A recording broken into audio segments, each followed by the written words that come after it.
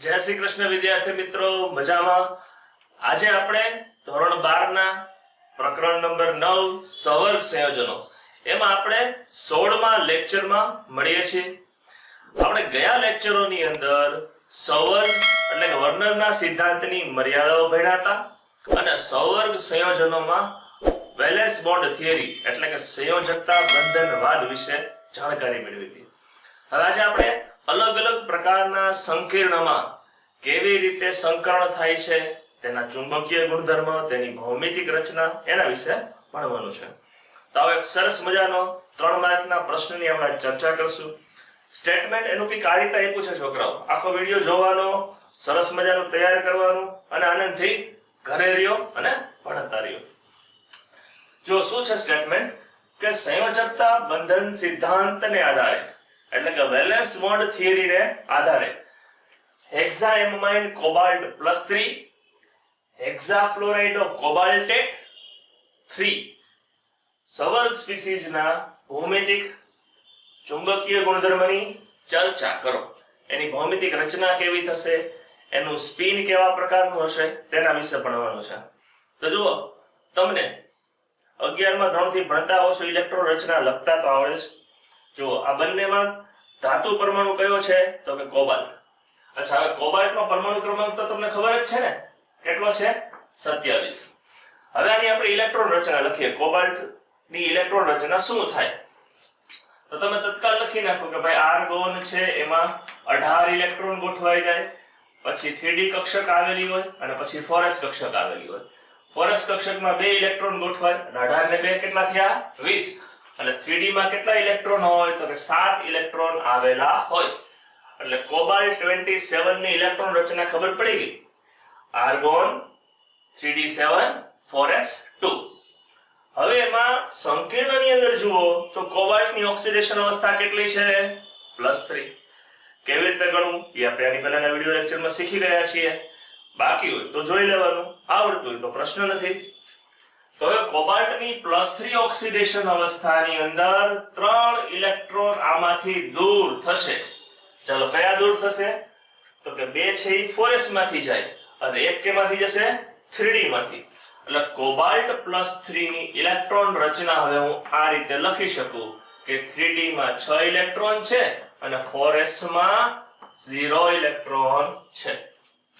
અચ્છા, હવે આને હું કક્ષકોના સ્વરૂપમાં દર્શાવું છું। તો કક્ષકોના સ્વરૂપમાં દર્શાવું તો હવે મારે આ 27 આગળ લખવાની ટૂંકમાં આ આર્ગોન લખતો નથી, જરૂર નથી।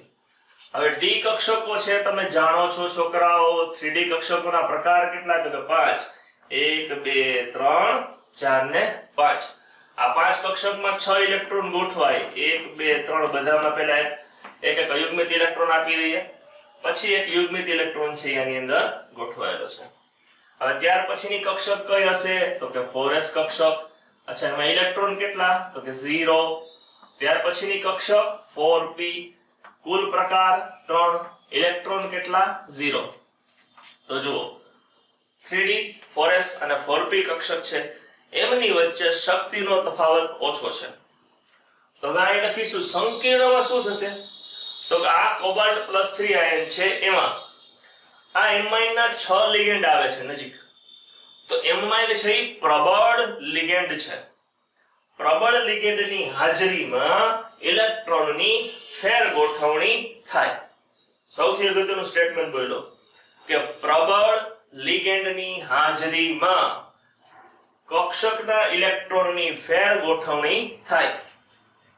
તો હવે આપણે લખશું જો આ વસ્તુ તો કોબાલ્ટ +3 ની સંકીર્ણમાં ઇલેક્ટ્રોન રચના। કોબાલ્ટ +3 ની સંકીર્ણમાં ઇલેક્ટ્રોન રચના શું થશે તો કે હવે આ ઇલેક્ટ્રોન છે ની ફેર ગોઠવણી થશે। ફેર ગોઠવણી થાય એટલે આ 6 ઇલેક્ટ્રોન છે એ આ 6 ઇલેક્ટ્રોન છે આ પહેલી 3 કક્ષકમાં ગોઠવાઈ જશે। ચાલો, હવે હું એના એકદમ યુગ્મિત સ્વરૂપે બતાવી દઉં છું। ત્યાર પછી શું થશે તો કે હવે આ 6 ઇલેક્ટ્રોન છે 3 કક્ષકમાં ગોઠવાઈ ગયા એટલે વાય વધ્યો શું તો કે 2 3d કક્ષક વધી, 2 3d કક્ષક, એક 4s કક્ષક અને 3 4p કક્ષક, કુલ કેટલી થઈ 6। 2 3D, 1 4s, 3 4p, કુલ કક્ષકો 6. આ 6 કક્ષકો વચ્ચે સમાન શક્તિ સંકરણ થશે. સંકરણ થાય એટલે શું થાય? તો કે સમાન શક્તિ, સમાન આકાર અને સમાન સંખ્યાની નવી 6 સંકૃત કક્ષકો પ્રાપ્ત થાય. તો હવે જો મને અહીં આપણે 6 D2sp3 સંકૃત કક્ષકો બતાવશું. આ 6 D2sp3 સંકૃત કક્ષકો આપણને આ રીતે પ્રાપ્ત થાય છે. કેટલી થાય? 1 2 3, પછી એક આ 4 અને 5 ને 6. તો હવે આ કક્ષકો કઈ છે? તો કે D2sp3 સંકૃત કક્ષકો મને પ્રાપ્ત થાય છે. તો જુઓ, સૌથી અગત્યનું જે હું બતાવવા માંગુ છું કે પ્રબળ લિગેન્ડની હાજરીમાં કક્ષકોની ફેર ગોઠવણી થાય. આ 3D ના 6 ઇલેક્ટ્રોન જે 5 કક્ષકમાં હતા એ ગોઠવાઈને 3 કક્ષકમાં આવી ગયા. ત્યાર પછી 2 3D કક્ષકો, એક 4s કક્ષક અને 3 4p કક્ષકો વચ્ચે શક્તિની આપ-લે થાય. એને આપણે કહીએ છીએ સંકરણ. અને જેનાથી આપણને મેં કીધું એમ સમાન શક્તિ, સમાન આકાર અને સમાન સંખ્યાની 6 નવી D2sp3 સંકૃત કક્ષકો પ્રાપ્ત થાય છે. હવે તો કે આ સંકૃત કક્ષકોમાં 6 એમાઇન લિગેન્ડ 6 ઇલેક્ટ્રોન યુગ્મનું દાન કરી અને સંકીર્ણ સ્પીસીઝની રચના કરે. તો ચલો હવે આપણે સંકીર્ણની ઇલેક્ટ્રોન રચના લખીએ છીએ. હવે સંકીર્ણની ઇલેક્ટ્રોન રચના લખું છું. તમારે CONH3 6 +3 આ ઉપર લખી નાખું છું. ની ઇલેક્ટ્રોન રચના. અચ્છા, એની ઇલેક્ટ્રોન રચનામાં તો કે 3D કક્ષકો છે એ એમનેમ રહેશે. આ 3D કક્ષકોમાં 6 ઇલેક્ટ્રોન છે એઝ ઇટ ઇઝ રહ્યા, એમાં કોઈ પણ ફેરફાર ન થયો. હવે આ 6 D2sp3 કક્ષકો દોરું છું. 1 2 3 4 5 ને 6. હવે આ 6 D2sp3 કક્ષકોની અંદર 6 એમાઇન લિગેન્ડ, 6 એમાઇન લિગેન્ડ, એક એમાઇન લિગેન્ડ એક ઇલેક્ટ્રોન યુગ્મનું દાન કરે એટલે આપણે લખશું કે 6 ઇલેક્ટ્રોન યુગ્મ આપે.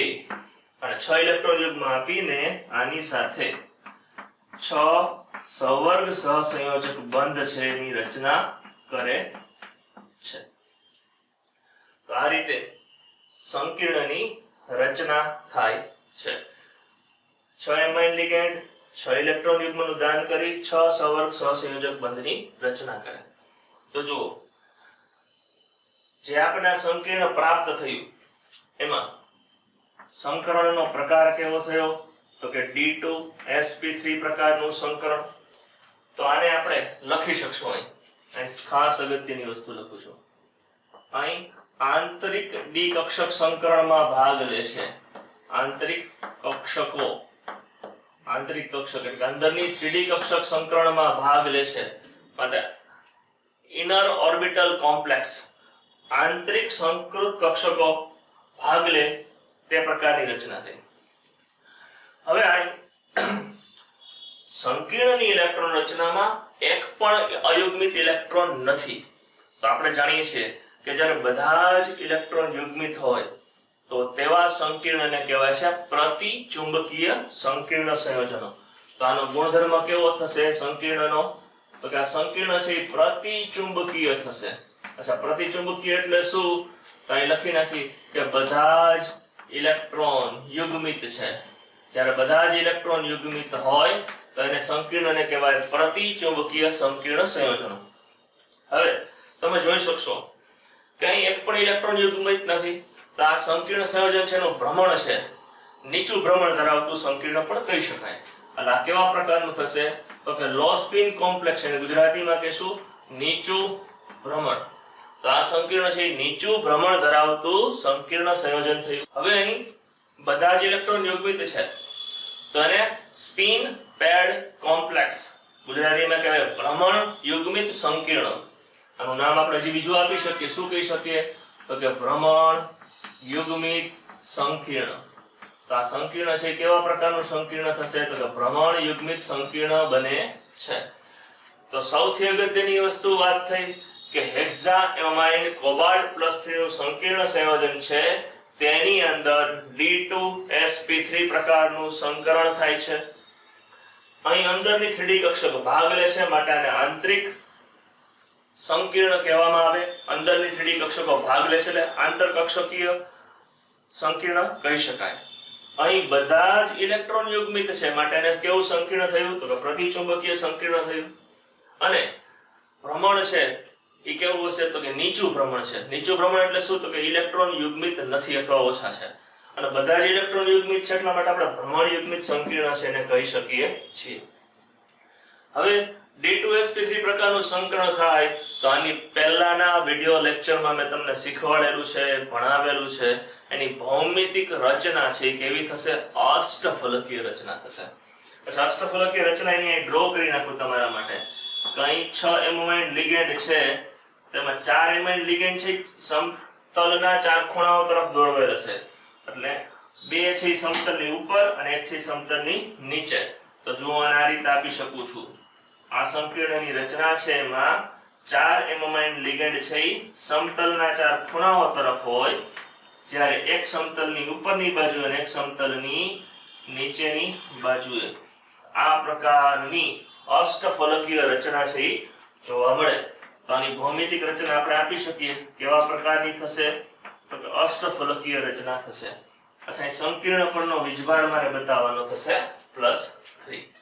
ચાલો હવે હેક્ઝા ફ્લોરાઇડો કોબાલ્ટેટ +3 સંકીર્ણની રચના આપણે બેની સરખામણી કરવાની. તંત્ર માર્કના પ્રશ્નમાં પૂછાય. બેઝિક કોન્સેપ્ટ સમજાઈ જાય ને તો આવા તો અનેક સંકીર્ણ આપતા જાય, તમને આવડતા જાય, સમજાતા જાય. પણ આની પહેલાના 3 વિડિયો લેક્ચર છે પૂરેપૂરા જોઈ જવાના તો બહુ મજા આવશે. હવે જુઓ, કોબાલ્ટ +3 ની આપણે વાત કરી તો હેક્ઝાફ્લોરાઇડો કોબાલ્ટેટ ની અંદર શું છે સંકીર્ણ તો કે ભાઈ કોબાલ્ટ ધાતુ છે. એની ઇલેક્ટ્રોન રચના શું થશે? આર્ગોન 3d7 4s2, કોઈ પણ ફેરફાર નહીં. આની અંદર પણ કોબાલ્ટનો ઓક્સિડેશનાંક કેટલો છે? +3. માટે આમાં પણ કોઈ ફેરફાર નહીં કે ભાઈ કોબાલ્ટ +3 છે તો એની ઇલેક્ટ્રોન રચના થશે આર્ગોન 3d6 4s0. કોબાલ્ટ +3 ની ઇલેક્ટ્રોન રચના શું થયું તો કે 3d 4s 4p. 3d માં 6 ઇલેક્ટ્રોન, 4s માં 0 અને 4p પણ ખાલી. પણ હવે જ્યારે સંકીર્ણની અંદર કોબાલ્ટ +3 ની રચના લખીએ છીએ, જો આ સંકીર્ણની અંદર કોબાલ્ટ +3 ની રચના છે અલગ પડશે તો એ લખીએ કે ભાઈ સંકીર્ણમાં કોબાલ્ટ +3 ની ઇલેક્ટ્રોન રચના. ચાલો, શું થશે સંકીર્ણમાં કોબાલ્ટ +3 ની ઇલેક્ટ્રોન રચના તો કે ફ્લોરાઇડો નિર્બળ લિગેન્ડ છે. ફ્લોરાઇડો નિર્બળ લિગેન્ડ છે તેથી તો કે કક્ષકોની અંદર રહેલા ઇલેક્ટ્રોનની ફેર ગોઠવણી શક્ય બનશે નહીં. સ્ટેટમેન્ટ રિપીટ કરું છું. ફ્લોરાઇડો અહીં નિર્બળ લિગેન્ડ છે તેથી 3D કક્ષકના ઇલેક્ટ્રોનની ફેર ગોઠવણી શક્ય બનશે નહીં. તો હવે શું થશે તો કે આ 3D છે એના ઇલેક્ટ્રોન છે એમનેમ રહેશે. એટલે હવે જો અહીં લખું છું કે આ 3D ની અંદર 6 ઇલેક્ટ્રોન છે એઝ ઇટ ઇઝ રહેશે, કોઈ પણ જાતનો ફેરફાર નહીં. 1 2 3 4 અને 5 આટલાને આપણે પૂછી નાખીએ. તો આ 3D કક્ષકની અંદર 6 ઇલેક્ટ્રોન ને એમનેમ રાખી દીધા, કોઈ પણ જાતનો ફેરફાર નહીં. હવે તો કે 4s 4p પછી એક કક્ષક આવેલી છે અને કઈ કક્ષક કહેવાય તો કે 4d કક્ષક કહેવાય. તો હવે સંકરણ થશે કોની કોની વચ્ચે થશે તો કે એક 4s કક્ષક, 3 4p કક્ષક અને 4p પછી પાછી 2 4d કક્ષકો ખાલી હોય. ચાલો બતાવું છું તમારા માટે. અહીં મેં 3 4p કક્ષકો બતાવી દીધી. હવે તો કે અહીં 5 4d કક્ષક બતાવું છું. અહીં 4d કક્ષક, 4p કક્ષક અને 4s કક્ષક. તો હવે તો કે સંકરણ થશે કોની કોની વચ્ચે? એક 4s કક્ષક, 3 4p કક્ષક અને 2 4d કક્ષક. એટલે કે બહારની 4d કક્ષક સંકરણમાં ભાગ લેશે. તો હવે આ મેં કોબાલ્ટ +3 ની ઇલેક્ટ્રોન રચના લખી. હવે એની અંદર સંકીર્ણમાં કોબાલ્ટ +3 ની રચના બતાવું છું. તો આ 5 ઇલેક્ટ્રોન છે એઝ ઇટ ઇઝ રહ્યા, કોઈ પણ જાતનો ફેરફાર નહીં, કોઈ પણ ફેરફાર નહીં. 1 2 3 અને 4 અયુગ્મિત ઇલેક્ટ્રોન. હવે તો કે 6 નવી સંકૃત કક્ષકો મળી. એક 4s માંથી 3 4p અને 2 4d. આમ કુલ 6 કક્ષકોએ સંકરણમાં ભાગ લીધો અને આપણને 6 સંકૃત કક્ષકો છે ઈ પ્રાપ્ત થાય છે. તો આ કક્ષકોને આપણે કેવા પ્રકારની કક્ષક કહેશું? તો કે sp3d2 પ્રકારની કક્ષક કહેશું. હવે આ sp3d2 1 2 3 4 5 6 સમાન શક્તિ ધરાવતી, સમાન ઊર્જા ધરાવતી, સમાન સંખ્યાની sp3d2 કક્ષક પ્રાપ્ત થઈ. અને બાકીની આ 3 4d કક્ષકો છે એ હવે ખાલી રહેશે. હવે તો કે સંકીર્ણની અંદર કયા સંકીર્ણમાં? તો કે હેક્સાફ્લોરાઇડો કોબાલ્ટ +3 માં કોબાલ્ટ +3 આયનની ઇલેક્ટ્રોન રચના આ રીતની છે. તો હું અહીં લખું છું કે હેક્સાફ્લોરાઇડો કોબાલ્ટ 3- સંકીર્ણની ઇલેક્ટ્રોન રચના. તો હવે એની ઇલેક્ટ્રોન રચના દર્શાવું છું. શું થશે? તો કે આ 3d કક્ષકના ઇલેક્ટ્રોન એઝ ઇટ ઇઝ રહેશે, કોઈ પણ જાતનો ફેરફાર નહીં. 1 2 3 4 ને 5. હવે આની અંદરના ઇલેક્ટ્રોન એઝ ઇટ ઇઝ રહ્યા, કોઈ પણ જાતનો ફેરફાર નહીં. હવે આ 6 sp3d2 સંકૃત કક્ષકો છે તેની અંદર 1 2 3 4 5 અને હજી એક ડ્રો કરવી પડશે મારે. આ કુલ 6. આ 4d કક્ષક 3 છે એ ખાલી જ રહેશે. હવે તો કે આ sp3d2 કક્ષકો છે એની સંખ્યા 6 છે. એની અંદર 6 ફ્લોરાઇડો લિગેન્ડ 6 ઇલેક્ટ્રોન યુગ્મનું દાન કરે. તો અહીં લખું છું નીચે કે 6 ફ્લોરાઇડો લિગેન્ડ 6 ઇલેક્ટ્રોન યુગ્મનું દાન કરે અને 6 સવર્ગ સહસંયોજક બંધની રચના કરે. ચાલો હવે આ ફ્લોરાઇડોના ઇલેક્ટ્રોનને થોડાક અલગ રંગથી બતાવું છું. 1 2 3 પેર 4 5 અને 6. આવી 6 ઇલેક્ટ્રોનની પેર 6 ફ્લોરાઇડો લિગેન્ડ દ્વારા કોબાલ્ટની sp3d2 સંકૃત કક્ષકોમાં દાન કરે છે. તો હવે આ સંકીર્ણ ઇલેક્ટ્રોન રચના જુઓ તો શું જોવા મળશે કે આમાં 4 ઇલેક્ટ્રોન છે એ અયુગ્મિત છે. તો પહેલી વસ્તુ કે અહીં સંકરણની અંદર બહારની કક્ષકોએ ભાગ લે છે. બહારની 4d કક્ષક ભાગ લે છે. અચ્છા, અહીં બહારની 4d કક્ષક ભાગ લે તો આને કહેવાય બાહ્ય સંકીર્ણ. બહારની 3d કક્ષક ભાગ લેતી હોય તો બાહ્ય સંકીર્ણ બને છે. ઇલેક્ટ્રોન છે એ કેવા છે? અયુગ્મિત છે. તો કેવું થશે? તો અનુચુંબકીય. તો અહીં લખીએ 4 ઇલેક્ટ્રોન અયુગ્મિત છે. 4 ઇલેક્ટ્રોન અયુગ્મિત છે માટે પદાર્થનો ગુણધર્મ અનુચુંબકીય. અણુ પરમાણુ કે આયનની અંદર જો અયુગ્મિત ઇલેક્ટ્રોન આવેલા હોય તો તે પદાર્થ છે એને આપણે કહીએ છીએ અનુચુંબકીય. હવે આ અનુચુંબકીય છે તો ખરી, પણ એની ચુંબકીય ચાક માત્રા કેટલી થશે? તો જો તમે ભણ્યા હો તો μ √n * n+2. આમાં n = 4 મૂકી દો. n = 4 મૂકો એટલે 4 ને 2 6, 6 ને 4 24, 6 ચોક 24, 24 નું વર્ગમૂળ. તો આની ચુંબકીય ચાક માત્રા છે એ 4.83 બોર મેગ્નેટોનની આસપાસ પ્રાપ્ત થાય થિયોરેટિકલી. હવે તો કે આની અંદર અયુગ્મિત ઇલેક્ટ્રોન આવેલા છે તો આને કહેવાય હાઈ સ્પિન કોમ્પ્લેક્સ. ગુજરાતીમાં કહેવાય ઊંચું ભ્રમણ ધરાવતું સંકીર્ણ. આ સંકીર્ણ છે એ કેવું છે? તો કે ઊંચું ભ્રમણ ધરાવતું સંકીર્ણ. આ સંકીર્ણ જે આપણને પ્રાપ્ત થાય છે એનું ભ્રમણ છે એ કેવું હશે? તો કે ઊંચું ભ્રમણ હશે. માટે આને કહેવાય ઊંચું ભ્રમણ ધરાવતું સંકીર્ણ સંયોજન. હવે આ ઊંચું ભ્રમણ ધરાવતા સંકીર્ણનું બીજું નામ છે ભ્રમણ મુક્ત સંકીર્ણ. અને બીજું નામ તમારી ટેક્સ્ટબુક પ્રમાણે આપણી ટેક્સ્ટબુક પ્રમાણે કે છે ભ્રમણ મુક્ત સંકીર્ણ. તો જુઓ વિદ્યાર્થી મિત્રો, આ તો આપણે લાંબી પ્રોસેસ ડિસ્કસ કરી. હવે આવા એમસીક્યુ ની અંદર શું કે તમને સીધી એવું કે સંકીર્ણ જુઓ શું છે તો તમારે રફ પેજમાં બધી ફટાફટ કેલ્ક્યુલેશન કરવી પડે. અને પછી તમારે એમ કે ભાઈ આનો આ સંકીર્ણની ચુંબકીય ચાપ માત્રા કેટલી, તો ઇલેક્ટ્રોન રચના દ્વારા તમે ગોતી શકો કે ભાઈ 4 અયુગ્મિત ઇલેક્ટ્રોન હશે તો આની આજુબાજુ હોવી જોઈએ. 4 ઓપ્શનમાંથી આને સિલેક્ટ કરવો પડે. એમ કે આ સંકીર્ણમાં કયા આંતરિક સંકીર્ણ છે કે બાહ્ય કક્ષકીય સંકીર્ણ છે, તો સંકરણનો પ્રકારથી તમે નક્કી કરી શકો કે ભાઈ બહારની 4D કક્ષકે ભાગ લીધો તો બાહ્ય કક્ષક સંકીર્ણ બને. તો આમાંથી અનેક પ્રકારના MCQ પૂછી શકે છે. આ બેમાંથી કયું સંકીર્ણ પ્રતિચુંબકીય હોઈ શકે, તો તમે ગોતી શકો કે આ સંકીર્ણ છે પ્રતિચુંબકીય થાય. આનો પણ આકાર કેવો થશે, તો કે અષ્ટફલકીય આકાર થશે. Na3 છે એની જગ્યાએ F મૂકી દેવાનો ફ્લોરાઇડો અને સંજ્ઞામાં 3 એટલે આ થશે. તો આવા તો આપણે અનેક સંકીર્ણો ભણશું, મજા આવશે, પણ તમારે એનો કોન્સેપ્ટ પકડવાનો. અને એમાંથી તમને ઇલેક્ટ્રોન રચના, સંકરણ, યુગ્મિત અયુગ્મિત ઇલેક્ટ્રોનની સંખ્યા, આંતરિક કક્ષક છે કે બહારની કક્ષક, લો સ્પિન છે કે હાઈ સ્પિન એટલે કે નીચું ભ્રમણ છે કે ઊંચું ભ્રમણ, આવું બધું ગોતતા પકડ મેળવવાની છે. અને પછી જો તમારા માટે MCQ એકદમ સહેલા, મજા આવે એવી વસ્તુ છે. તો ચાલો આજનો વિડિયો લેક્ચર આપણે અહીં પૂરો કરીએ. નેક્સ્ટ વિડિયો લેક્ચરમાં મળતા રહેશું, ભણતા રહેશું અને ભણાવતા રહેશું. ચાલો, ઓલ ધ બેસ્ટ. મળીએ નેક્સ્ટ લેક્ચરમાં.